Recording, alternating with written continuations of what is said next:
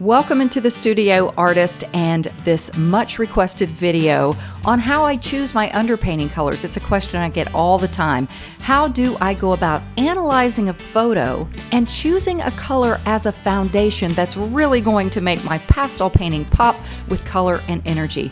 Well, it's not all that hard. I have a two-step system that's a no-fail way to choose the perfect underpainting colors. And we'll put this method to the test as I create a painting with these lovely blue thistle flowers. Come into the studio and let's get started. In anticipation for this month's theme, I found lots of reference images from Unsplash.com. My printer was running out of ink. That's why you see all those lines. But I wanted to find images with different color palettes in them. I think I was kind of stuck on cone flowers. But I did end up painting some different flowers in this series of lessons. My supplies are just various soft pastels. And by the way, this strategy and technique I'm going to teach you works with every medium. The surface I'm using for all of these lessons this month is going to be on Canson Velvet. It's one of my new favorite surfaces. This clip is from a video review I did on this product that I'll attach as a link in this video description and at the end of this video if you want to check it out. The flowers that you see in this beautiful image from Unsplash.com are called blue thistle. They're a thistle type of wildflower, often found in meadows and cottage-style gardens. Step one in choosing an underpainting color that will really complement your final painting is to analyze the two main colors that you see in your image. And what would you say with this one? It's pretty obvious. It's green and blue. And for most of the lessons this month, we're going to be using the color wheel. I love this really large color wheel I have. And if you're not familiar with the color wheel or color theory, it's really not all that hard. And if you happen to be a patron of mine on my Patreon page, I have a lesson that I think breaks it down great. It's one of my storytime episodes I have on my Patreon page. And if you're a patron of mine, I'm going to give you the link so you can check it out if you're a beginner artist and want to learn more about color theory. If you're not a patron of mine, it's super easy. It's only $5 a month. You can cancel at any time. But most of all, you join a beautiful family of artists where we're all learning together and you get so much content for only $5 a month. And I currently have a promotion to get 50% off your first month. It's until May 18th, 2025. And you just simply use the coupon code AD312. I'll have a link to become a patron of mine in the description of this video. Be sure to use that coupon code. So let's go back to the color wheel and our two main colors. I've got these beautiful blues and blue violets. I've also got some greens that are, some of them are a little cooler, but I also have many warm greens as well. You see the yellowy greens? And of course, they're all with different values of greens. They're not all this vibrant and saturated. Some of them are more neutral. But this first method is one of the easiest underpainting methods. It's called a complementary underpainting.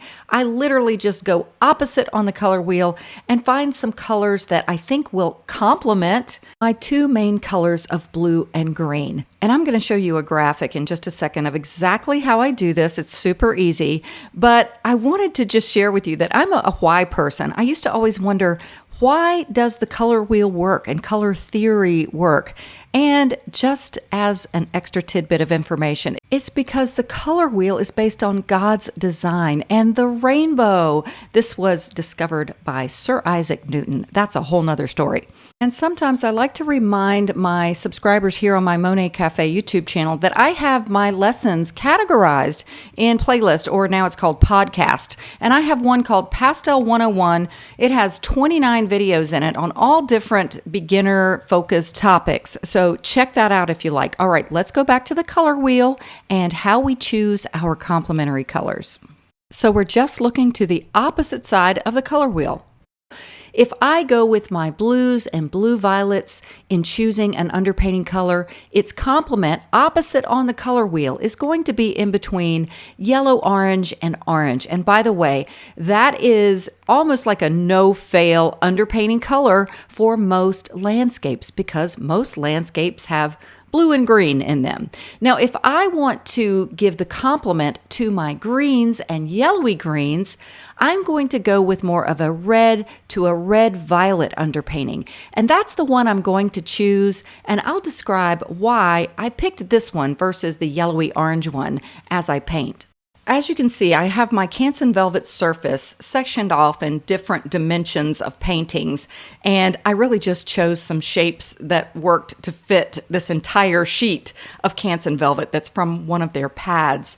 And I'm taping this piece of tracing paper underneath this first area where I'm going to be painting because pastel dust falls, and I don't want the colors to contaminate the surface underneath. Now to grab some pastels for this underpainting, I'm going with the cooler reds. Now don't let that confuse you. A cooler red leans a little more towards pink versus towards orange. So I've got this pretty little pinkish red pastel that I thought was just really nice. It's not too highly saturated, but I think it has enough color to make some impact underneath the beautiful greens and blues. And now I'm choosing a pastel that's a little darker. That pastel there is a Terry Ludwig pastel. I break them, so they're normally rectangular, and when I break them, they're just nice and easy to work with, little squares. And the reason I'm choosing a darker color is I want to go ahead and get in some of the dark areas I see in the painting. I mean, why not use my underpainting to go ahead and establish some of these darker values? Now, just so you know, you could have toned the entire surface that pinkish orange color I used to begin with, but I like to sometimes add another value. And I just added that darker color where I saw it in the reference image. Now I'm just using plain water and this brush. It's called a hockey brush, H-A-K-E, like the sport hockey. And it's a nice soft brush for blending. I need a paper towel to control the water, and I just dab it off a little bit and I start applying water. And I try to keep my strokes just loose and free and directional. And by the way, use a large brush when you're doing this. It'll keep things much more painterly and fun. And by the way, if you're not using a water-friendly surface to try this technique, you don't have to add water. You could literally just blend the underneath layer with a blending tool. And here I'm just choosing some of my beautiful greens of different values with mostly warm colors. But before starting, I decided to go ahead and add a darker value in my family of reds to red violets, just to go ahead and get in most of my main values of this painting before moving on to my local colors. That's what the colors of the blues and the greens are called, versus the complementary color of the underpainting. And just so you know, if you're a patron on my Patreon page, your version of this tutorial is all real time. And I'm going to keep this real time for a little bit longer here on the Monet Cafe channel, but I just wanted to let you know it is going to be sped up when I get to painting the flowers. And if you decide to become a patron of mine, don't forget to use that coupon code AD312 for 50% off the first month. I'm first beginning and establishing some of my darker values and some of these cooler greens. They're the deeper greens that are more in shadow. And I'm glazing this cooler green over certain parts of the underpainting. And if you notice, you can still see that underpainting peeking through, right? And the goal is not to totally cover up the underpainting. An underpainting is literally what the name implies. It's a painting under a painting, but it has an influence on the entire painting if you keep a light touch and let some of it peek through in certain areas. And so now I've got a darker green pastel, and I'm getting in just some even more darks in some of the deepest shadowy areas. I decided to go with another lighter, cooler green, but that one was too light, so I switched to this one. This is a Sennelier pastel, I believe.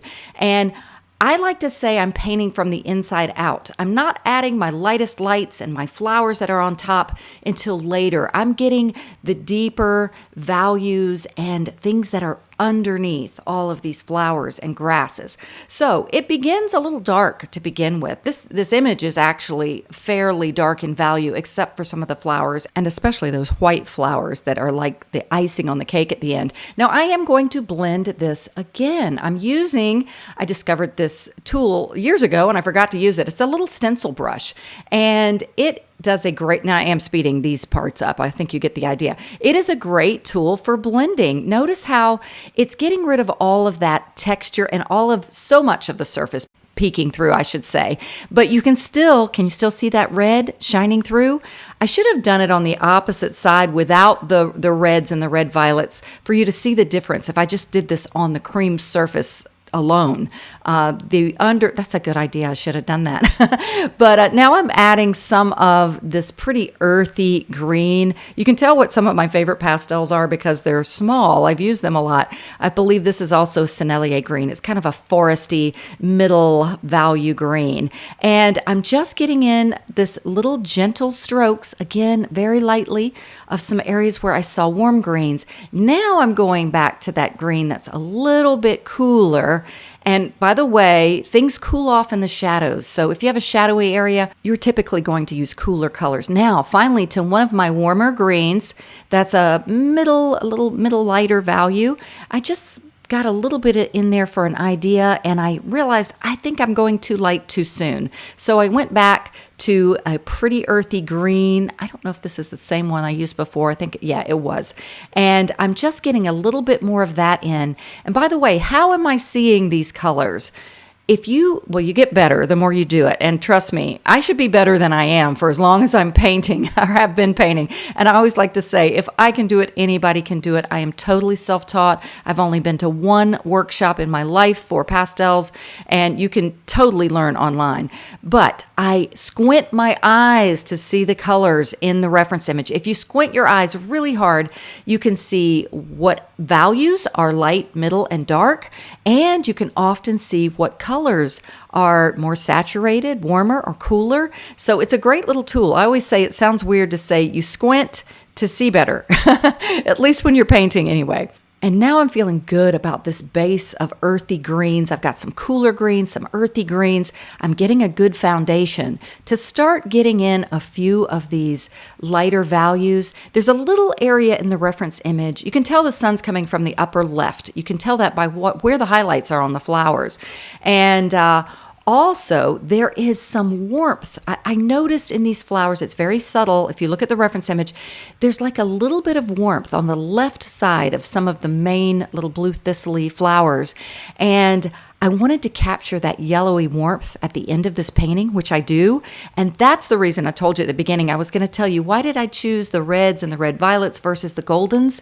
Well, I really thought that little pop of golden color at the end would have more of an impact if the underpainting wasn't the same. So that's why I didn't choose my typical golden or yellowy color underpainting. I just really love the idea of these reds and red violets. And now I'm just really gently glazing in. Sometimes I'm getting more of a broad stroke where I'm just keeping it on the flat side. And then occasionally I'm rolling the pastel a little bit or making little linear marks, not too much. The less linear strokes you can make, the better. There's a real tendency early on when you're painting just to paint every grass you see, and it can get monotonous and boring, and you lose your focal point. So I just get in a few just to get an idea of where a little bit of that main sunlit area is, and it's kind of like right where I'm working in this area. Now I'm just using this Terry Ludwig pastel. It's a pretty middle value green, just to get in some texture. I don't even have to paint things exactly like I see it in the reference image. If I just get an idea or a suggestion of that little shape. I saw like some little weeds in the background, just little bits and pieces of things. And I'm just keeping it very gentle at this point. And I think you should be able to see the underpainting is still indeed definitely peeking through underneath. And now is the time to start adding some of these beautiful flowers. Now you may notice I am speeding it up at this point. Again, the Patreon version is all real time and all total commentary. The whole painting, by the way, took about 33 minutes. And I'm adding purple. Why am I adding purple if those flowers are blue? Well, I believe blue and purple really play off of each other and radiate and make some color drama. It's much more interesting than just using blue alone. Now, I do sometimes cover up a little bit of the purple accidentally, but the goal is to let some of that purple peek through. I go back and reestablish a little bit more of the purple as I paint. Now, look at this gorgeous Terry Ludwig blue, or it was Terry Ludwig blue. There it is. And it is just vibrating with blue color. And I use the lighter values and brighter values more towards the end, layering them on final layers of things like flowers and grasses. And as you could tell, my underpainting stayed fairly dark. Now, this reference image is fairly dark for the background part of the painting, but the flowers are just catching that beautiful light. Now I'm adding a little bit of a lavender blue, like a periwinkle color to the tops, and trying to keep my flowers poetic. And I'm going to take a quick little station break right here to ask you a favor. I love bringing all this free content to people all over the world who love pastel painting. But it would help me so much if you click that thumbs up button, that like button. It really helps YouTube to share this video to help more people see it, and it really helps my channel. And leave me a comment, especially if you're a beginner artist or this is just a concept with underpainting that you've never heard before, and maybe you learned something or had an aha moment. I love to hear about those things. All right, and I think you'll see now it's time to turn on the sunshine in this painting. Look at this beautiful, bright, yellowy green, and you are seeing that in the reference image. Now, I think you can tell the reference image was fairly dark, the background. It's like you're not seeing the sky. The camera's kind of angled, or either there's a hill in the back and you're just seeing all flowers. So it's a pretty dark background, but the flowers are just catching some sunlight. And I later decide to accentuate that. You'll see in the final, I do a little video, you'll see I add little bits of golden sunlight to this, which leads me to one of the reasons I chose the red violets as the underpainting. I don't think, if I had made the background the yellowy orange, which was the complementary color of the blue flowers, then some of these yellows you're going to see at the final image wouldn't have shown up as much. Because color contrast is what really draws attention in an image and in life. So if you have a color that's not very apparent in your image and you pop it, like if I popped in a brilliant, let's say fluorescent pink in this, it's going to show up just because there's no other color of that in this image. So when I add the yellow later, it's going to really show up because I don't have a yellow underpainting. I hope that makes sense. And as they say, a picture's worth 1,000 words. So let me show you. I'm going to zoom into the final image. Unfortunately, I didn't get the footage of me painting some of these golden colors. Look on the side. There's one or two blue flowers that just on the left side have a little pop of a yellowy orange color. And I believe those yellows show up so much better because of that red underpainting. If it had been yellow, it wouldn't have had the same impact. So I hope this video really did give you some useful information, especially if you're a beginner. Finding an underpainting color that's going to complement and make your painting look beautiful is really not all that hard. Let me know if you learned a lot from this video. Give it a thumbs up. Become a patron if you'd like on my Patreon page. And as always, God bless and happy painting.